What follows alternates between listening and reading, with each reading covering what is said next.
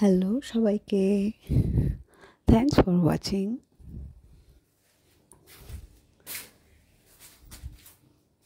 আজকে ছাদ বাগানে পুদিনা গাছ। পুদিনা ভীষণই ভালো একটি পাতা।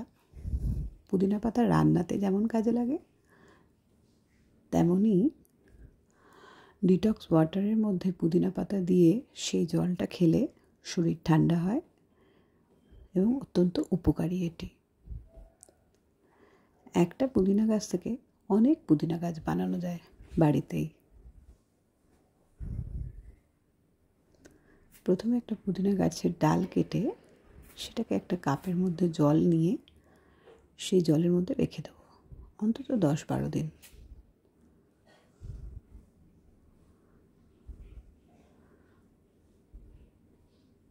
দশ 12 দিন রাখার পরেই এই পুদিনা গাছের ডালটা থেকে গোড়া বেরিয়ে যাবে।